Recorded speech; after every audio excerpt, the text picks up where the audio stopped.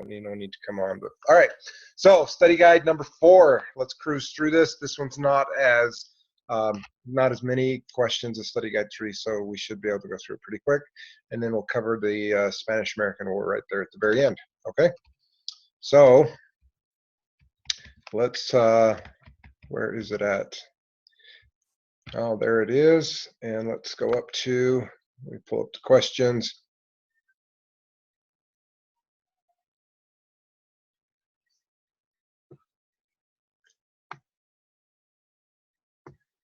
Okay. Where is, sorry, I can't find it. There it is, section 4. Got it.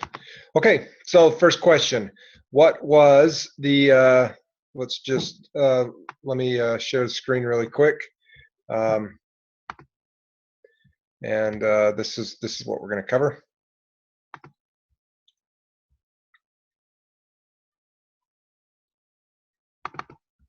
Okay, so here's section 4. We'll talk about the industrialization of America. What was it? What were the 4 components? How did Industrial Revolution come to America? How did the Industrial Revolution grow and spread in America? Okay. All right. Oh, I got to push stop share. So first off, what was the Industrial Revolution? That's pretty basic, pretty easy. It was just the process of America moving from an agrarian-based society, meaning lots of farms, lots of pigs, lots of sheep, lots of goats, all of the farming kind of things that you do, moving to more of an industrial base. All right, so that's the basics of it. And it happened between Civil War and about 1900, 1910 is when we went through the heavy part of industrialization. Okay, does anybody have anything you want to add to that? There are, you know, different components, different aspects of it, but that's the basic gist of it. Okay. So the next part, what were the 4 components of industrialization? So your first one is machines. You have this explosion of machines in an order of magnitude that had not been known before then.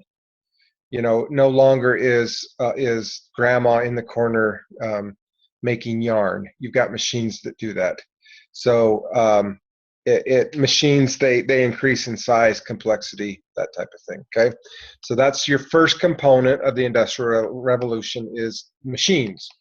The second one is power. We have access to power. So instead of just relying on human power, we have machines that rely on steam, and then towards the end, you have machines that rely on coal, things like that. Okay, so there's increased power for those machines. So that's the second component. The first one is machines. Second one is power. The third component is labor. Up until this point, you used to have skilled artisans. You used to have really, truly artists doing this type of thing. And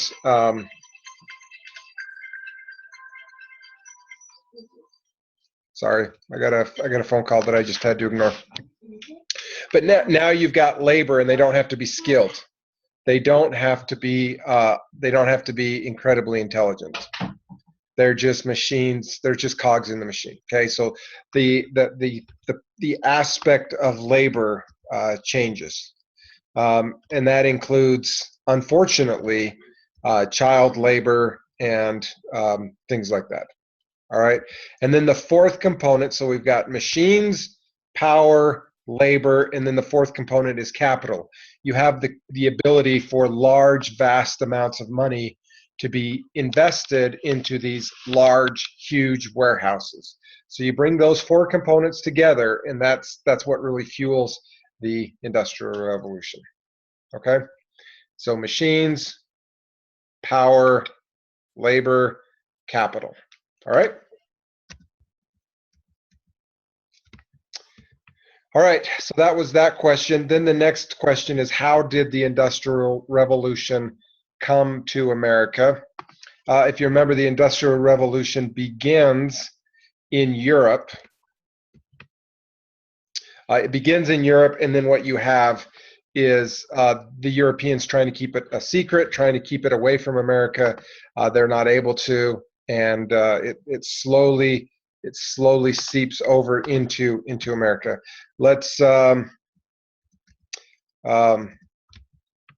yeah. So there's an attempt to keep the secrets. We talked about in class the very first textile mill in America, but that's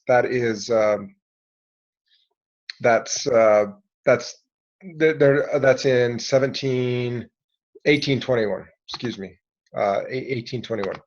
I think I got that date right. Somebody check me on that. It's you'll be fine. It'll be good. So all right. So if I were to answer that question on my study guide, it would just be Industrial Revolution starts in Europe, and the technologies are tried to they try to keep them in Europe, but it makes it over to America. Hard to keep that secret in. All right. The next question: how did the revolution grow and spread in America? That's really the period from right after the Civil War. Really, you have. Let me share this slide with you. I'm cruising through the slides from class as well, and so this might help to show you this. And if you have any questions or you're not sure, just turn on your mic and just yell at me, because a lot of times I'm not actually seeing your faces. I'm just looking at these slides or things like that. Okay, so that's how the Industrial Revolution grows in America. You start it with the textiles, and then you have the increased capacity of the railroads. You can move tremendous amounts of steel, coal, things like that with railroads. You can't do it with just a horse and buggy, right? You can't move vast amounts of steel with just horses. So the railroad leads to the explosion of the steel and the oil, and then with that you start to get the innovations. Suddenly you can build skyscrapers because you've got steel. Suddenly you can do all sorts of different things because you've got the full force of the Industrial Revolution behind it, right? So that's how the Industrial Revolution grows, is it builds upon itself in stages. Okay. And I think the rest of those slides just talk about that. Begins with America and textiles, interrupted, grows with railroads, then you go to the steel, and then you go to the oil, and then you get the innovation. You get the automobile, you get the airplane, you get the telephone, you get the electric light. We all know that civilization doesn't start until they invent texting. We're not to that point yet. Totally get that, but at least you got the telephone now, right? Not sure how they texted back in those days, but what do you do? All right. So that's that one. Let's go to the next one. How did the Industrial Revolution transform America? That's the next question. Yeah, you know what? Let's. I've got those slides right up here, so let me just share it again with you. So how does Theodore? You look like Oliver. It looks like you got a haircut. Looks good. All right. How does Industrial Revolution transform America? So let's pull the slides up.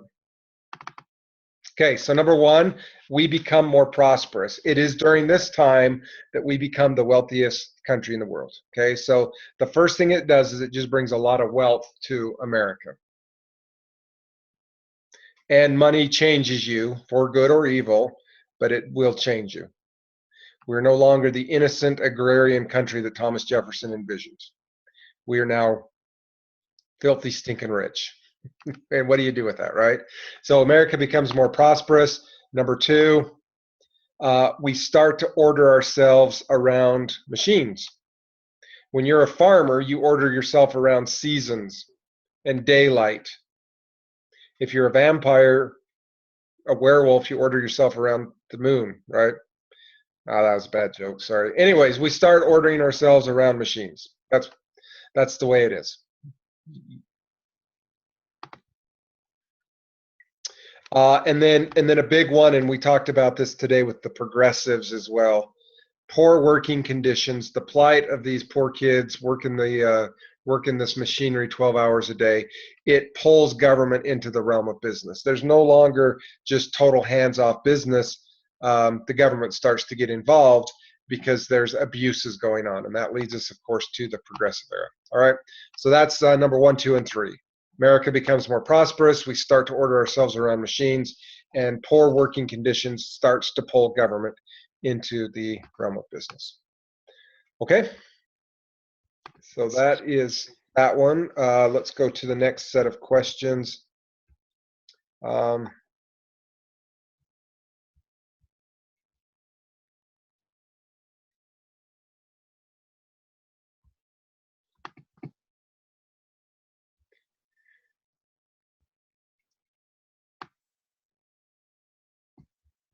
All right, hold on.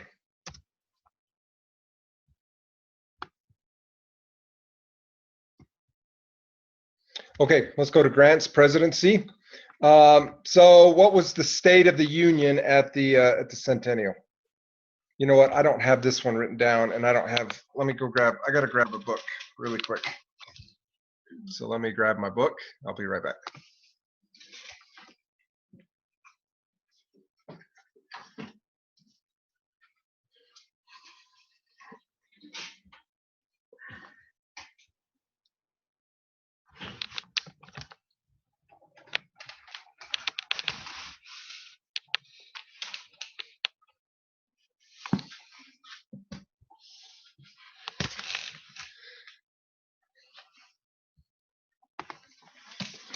I totally read that, Matthew. I hope you weren't making fun of me.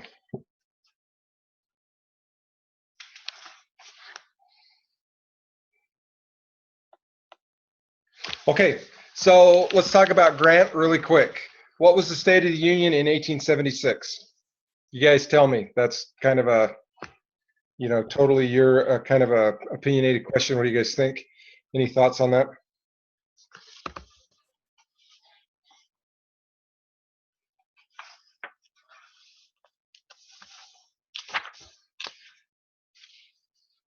Yeah. Okay, so 1876. America's going through a little bit of a downturn financially during the 1870s. But for the most part, we fought the Civil War. 1876 is, we're a good decade away from the Civil War, and things are looking great. Things are looking up. Industrialization is happening, and we're going through that monumental shift between the agrarian society of pre-Civil War and the industrialization of the post-Civil War. Okay, so something to that effect. You can you can look at that. So okay, all right. Let's. I'm looking for the Inflation Act to try and get an idea of. Right. Okay. I think I might Google that really quick. So, what was the State of the Union at the centennial? Okay. What was the result of the Homestead Act? Do you guys remember what the Homestead Act was? That was the government creating an avenue, creating a way for thousands and thousands of settlers to go out to the West. 160 acres, I think it is. You get 160 acres if you'll go out and settle it. And it was wildly popular. I don't know if how you want to call it a success or not. There was many people that weren't able to succeed, largely because of the industrialization, and suddenly small farms weren't as profitable as they were before. But it allowed the government to settle and to get people out into the western lands. All right. So that's one of the main results of the Homestead Act, is it just allowed us to settle the West. All right.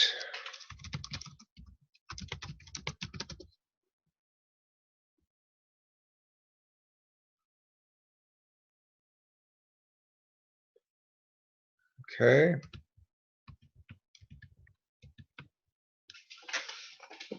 Somebody help me out with this next one. The Inflation Act. I'm looking for it in the book. I remember reading about it, but it's not sticking. Can somebody give me a page number? Do you guys remember where we were at? Oh, I'm showing you guys somebody's grades here. Sorry about that. Don't look at the grades. Where's my other? Oh, there it is. Okay, what was the result of the Homestead Act? Why did Grant? Oh, we missed the Ku Klux Klan. You guys familiar with the Ku Klux Klan? Are you good with that? It is an organization that came together to protect, celebrate, promote the rights of the white man, right? The white race. There are various forms of it. You can't paint all of the Ku Klux Klan into one garden variety, but the one thing that they shared with is that this is an organization to promote the white race, and that's all it is. It's a racist organization. There were some that weren't that weren't as violent. There were some chapters that weren't as violent as others, and things like that. But that was the basic gist of it. All right.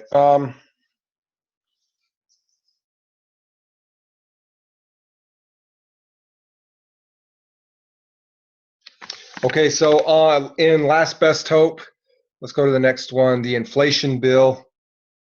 So we have the Panic of 1873, and they pressure President Grant to inflate the money, to inflate the currency. Which when you inflate the currency, it has ramifications as far as purchasing power and things like that. The people out in the West especially wanted it done, and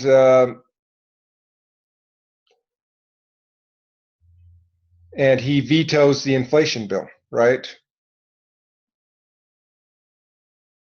Matthew, if you owe me, why do you want to veto? Why do you want inflation, Matthew? If you owe me $100, and that $100 is worth $100 today, right? And then there's all sorts of horrible inflation, and suddenly that $100 isn't worth as much anymore. But you still owe me $100. You technically, in purchasing power, don't owe me as much. Even though you still owe me $100, the amount of money the amount of goods that $100 will buy isn't as much.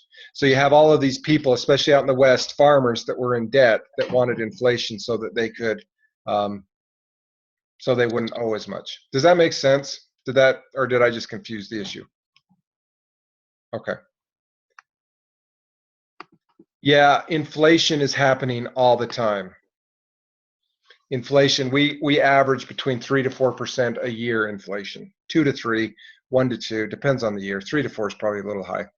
But that was, for those of you that have heard about Ronald Reagan, that was one of the things that brought him to office, is that the country was experiencing 10 to 12% inflation when he came to power. So anyways, there was a lot of pressure. Grant's cabinet was in favor of it, and Grant vetoed the inflation bill. And he said, nope, we're not going to do it. We're not going to mess around with the economy. And the Republicans suffered the worst electoral vote that they'd experienced up until then. So that was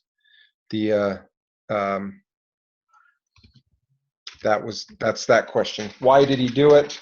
If you go to Last Best Hope, page 418 and 419, Um, he actually, there's a quote from it.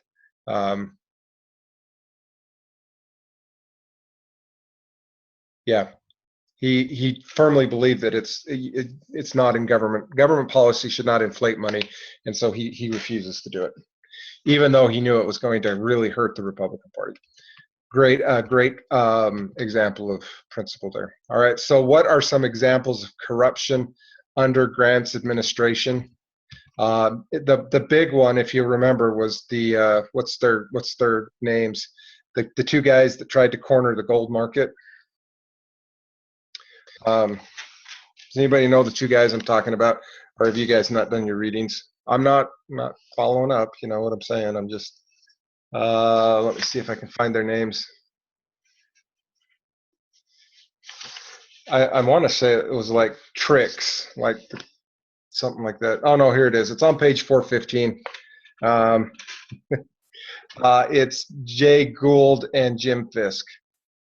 So what they wanted to do is they wanted to corner the gold market through manipulation of stock through the stock market. So if I were to answer the question, one example would be Jay Gould and Jim Fisk. Let me put that in the chat box. Jay Gould and Jim Fisk. They tried to manipulate the stock market to corner the gold market, right? So what that means is that they buy up all the gold. They buy up as much gold as possible, and they create in a situation where the price of gold goes up, and then right at the right moment they sell all of their gold.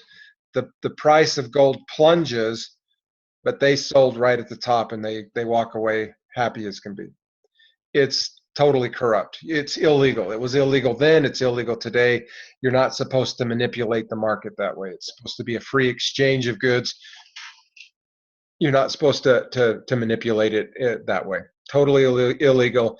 And it looked like at the time that Grant was in cahoots, because the government owns a huge reservoir of gold, and they were supposed to sell and buy to regulate the price of gold, and they didn't. And so it appeared that Grant was in on it. Since then, most historians would say he wasn't, but at the time, that was an example of corruption. Okay, there was a few other examples that you can put in there if you would like. So, what are some of the most significant accomplishments of America during her first 100 years? I'm not sure when America became a her, but I guess it is in this question. What are some of the most significant accomplishments? You guys throw it in the chat box. What do you think?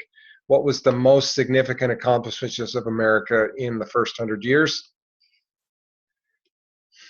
Getting through the Civil War.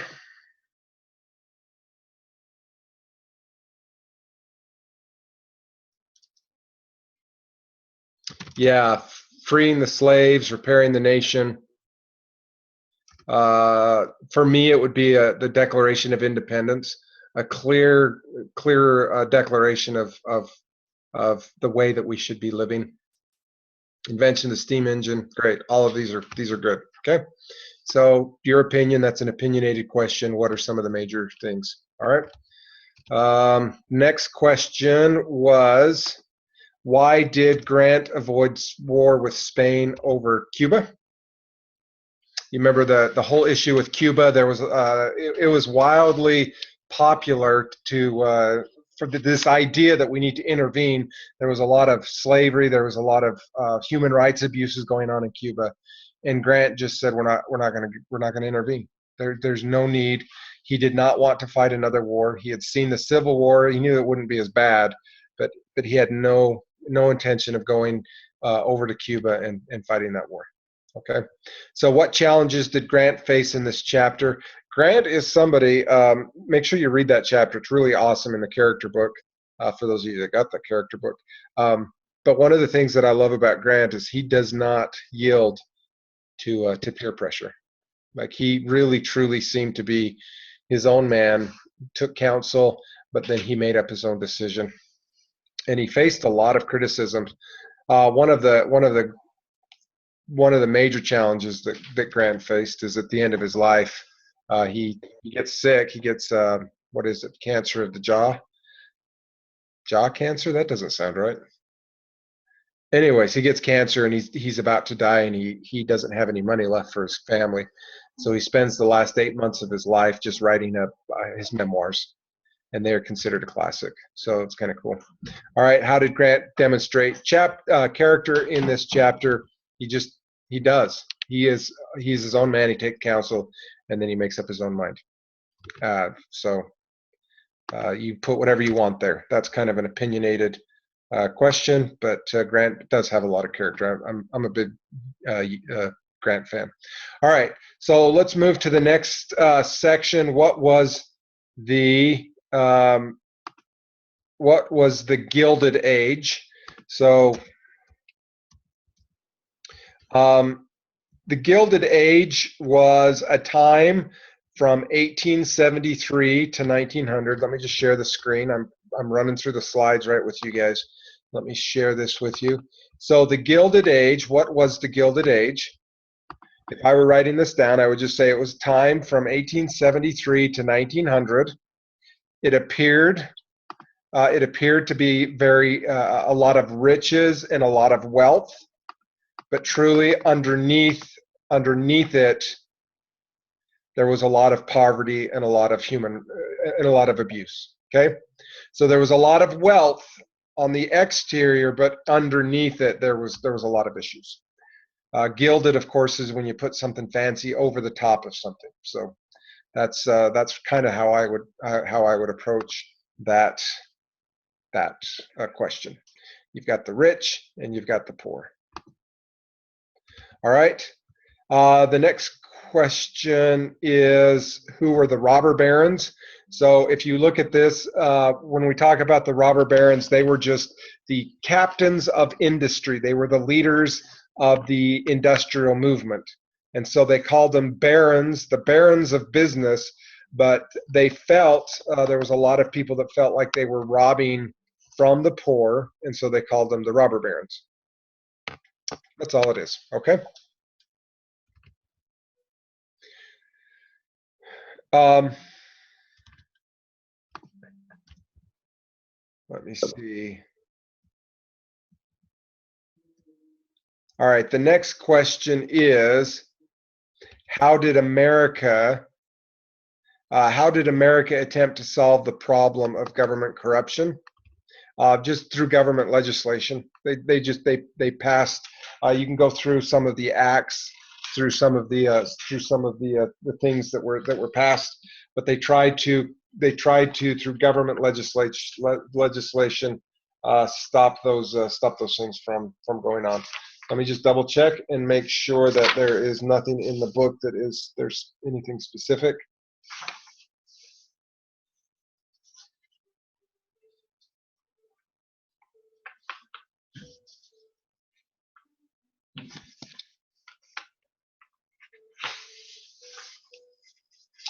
Yeah, and I think if I remember right, there's a few more slides, but you just have this slow government reaction to what's going on. All right.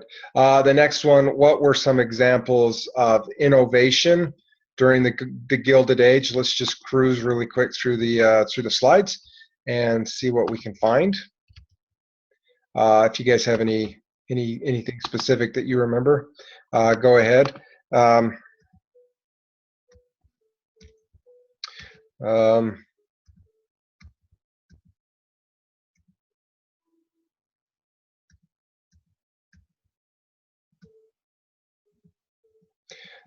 Yeah, so for me, if I were to answer this question, what were some of the innovations during the examples of innovation during the Gilded Age? I would just write some of the inventions, for crying out loud, during the Industrial Age, some of those type of things. That's how I would approach that question. Okay. How did America, so this might be one of the answers to that other question. What did America do to attempt to solve the problem of corruption? So one of the issues you have is the spoils system. They tried to reform the spoils system, And you guys know what the spoil system is. If you get elected, you get to tell your people, you get to appoint your people to office. So another thing is Chester Allen Arthur, the Pendleton Civil Service Reform Act. You can throw that one in there as well. What does that do? That makes it so that civil servants have to be actually competent at what they're doing rather than just political appointees. Okay.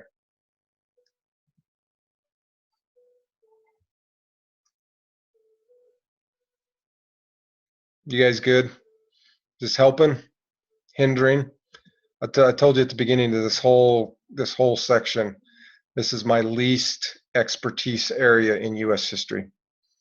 I find it tedious and boring. I like the Civil War era before Revolutionary War era. I love Progressive era. I love World War I, World War II era, Cold War era. I love it all. This is the only little section of U.S. history that's I struggle with just a little bit. So, all right, let's go on to who are the populists.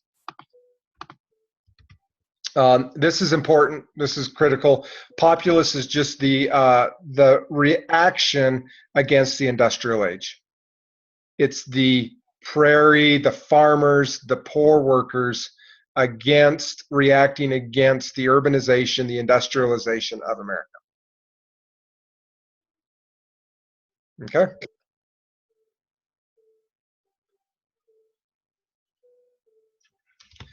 And yeah, and you can jot some of those down if you want. What were the populists? What did they stand for? Right? Popular election of senators, graduated income tax. They were definitely for the civil service reform, and then free coinage of silver.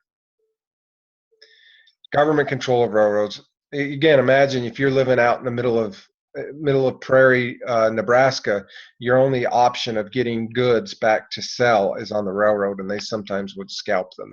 They would charge high rates because they knew that they were the only option. So the populists wanted the government to take control of the railroads so that they could get fair rates. Okay. Why was Cleveland elected? Let me see if we can find his. Where did Grover go?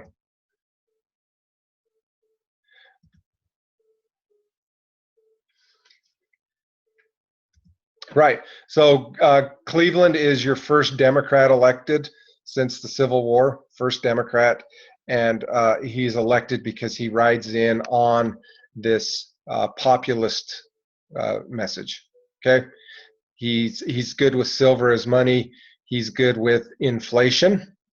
He's okay with inflation, and again, inflation helps the people that are in debt, and at this point it's the poor people, the farmers. So it's a very populist message that they're going to inflate the money. And then he was for lower tariffs, which again, as we know by now, lower tariffs help the poor, help those that are not industrialists. So because of that, he rides that into being president. Let me see. Okay, so how did immigration help America? Wasn't there an immigration slide back here somewhere? All right. I know I saw one. Where did it go?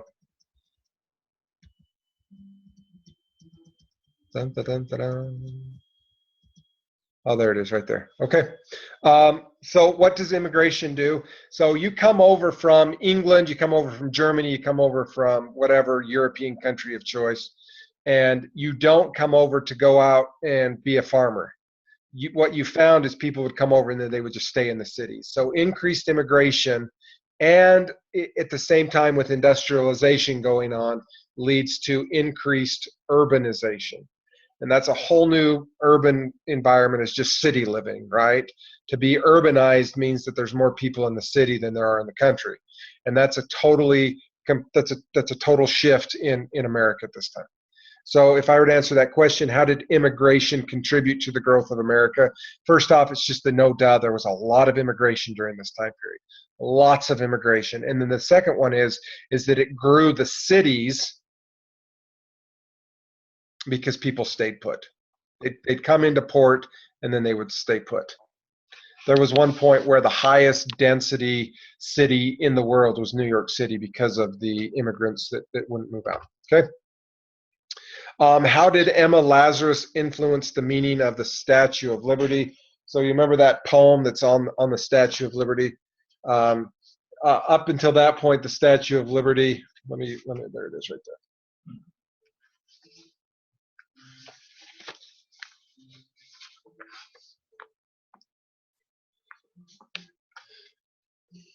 So the French, when they gave us a Statue of Liberty, they wanted it to represent liberty, right? Surprisingly, a Statue of Liberty to represent liberty.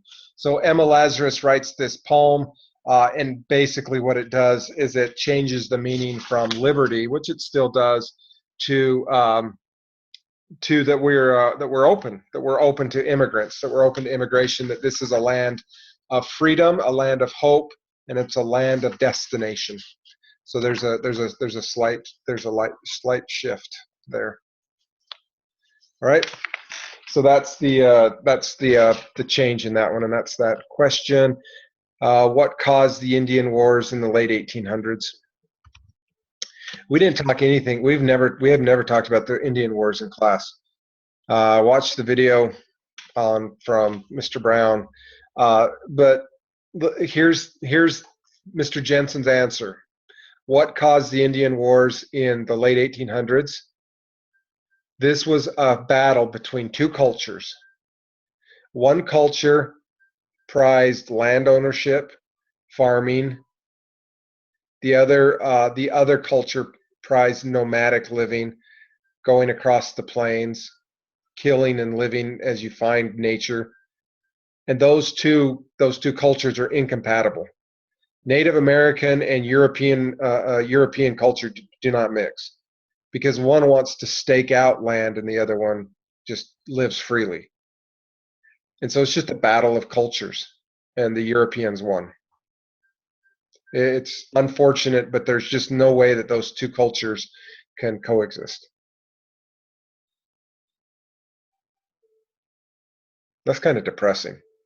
There's got to be a way we could have figured that one out. It's got to be, but so basically, it's just, so if I were to answer it, I would say this: you got European-based farmers that are trying to settle the land, and you've got Indians that want to keep the land free for everybody, and somebody had to win. Something like that. That didn't make much sense either, but.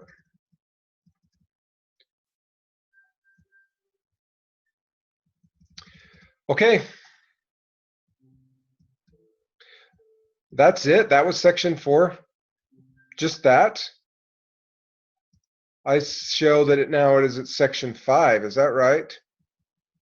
Did we not include the did I not include the progressive movement into section 4? That might have been the shortest study guide that we've got so far this year. Is that what you guys are seeing?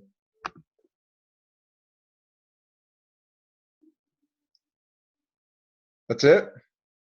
I'm getting the big thumbs up from Waylon. All right. Well, I don't want to cover the Spanish-American War in study guide number 4 because that's in study guide number 5 apparently. So we will just either cover that in class. We'll just cover that in class Monday. It doesn't take much. It's Teddy Roosevelt charging up a hill and Hearst starting a war, and that's the newspaper starting a war. That's all it is. So all right. Any other questions, concerns for me? I feel like I was just rambling there, which I was, but anything else?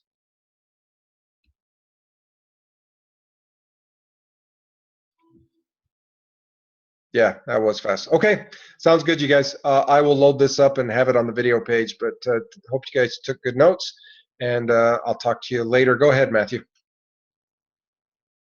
So now our study guides, are they due on Monday? I forgot. Yep. If you came to this or you watch it on video, just put that you got the extension, and I'll give you full points, and it's due Monday at 9 o'clock. Or 2100, which is a so much more saner way of keeping track of time, but it's all good. All right, sounds good. See you guys. Bye.